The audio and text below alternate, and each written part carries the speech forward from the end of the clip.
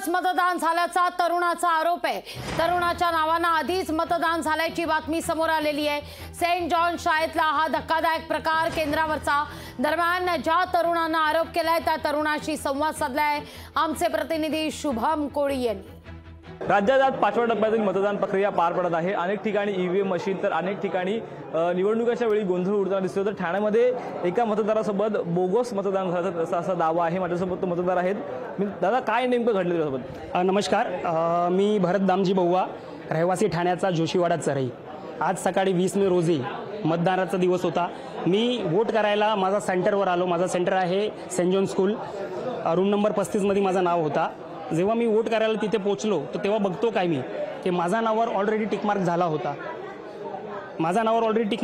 मी समोर बसलेले अधिकाऱ्यांना विचारला की भाई मी आता आलोय, माझा नावावर वोटिंग कसा काय झालाय, टिकमार्क कसा काय झालाय? तर ते लोकांनी चेक केला आणि मला सांगता की ह्या नावाचं ऑलरेडी वोटिंग झालं आहे। तर मी माझे सगळे पुरावे त्यांच्या समोर ठेवले, पॅन कार्ड, आधार कार्ड, इलेक्शन कार्ड। तेव्हा ते लोकांनी चेक केला आणि मग क्रॉस व्हेरीफाय करायला ते लोकांनी आधार कार्ड नंबर सुद्धा, मी बोललो त्यांना चेक करा। आधार कार्ड नंबर जे बोगस वोट करून गेलेला होता त्याचा आधार कार्ड नंबर वेगळाच होता, चुकीचा होता। आणि मी जेव्हा ओरिजिनल मतदार मी होतो, मला मत करायला हे लोक देत नव्हते। मी त्यांच्याशी भांडण केले, अर्धा पाऊण तास तिथे उभा राहिलो। मी बोललो जोपर्यंत मला मत करायला देणार मी पुढे कोणाला देणार नाही मत करायला।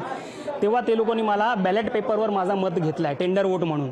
आता ते टेंडर वोट काउंट होणार नाही ना ते तर आम्हाला माहिती नाही। ईव्हीएम मशीनवर मला वोट करायला दिलेला नाही आहे। तर माझा नागरिकांना हीच विनंती आहे, तुम्ही जर घरी बसले आहात, तुमचा जर नाव वोटिंग लिस्टमध्ये आहे तर या सेंटरवर आणि वोटिंग करा। आता मी आलेलो जेव्हा मला कळलं माझा नावाचं बोगस वोटिंग झालं आहे, तुम्ही जर घरी बसले असेल वोट नाही करणार, तुमचं नावाचं 100% बोगस वोट होणारच आहे।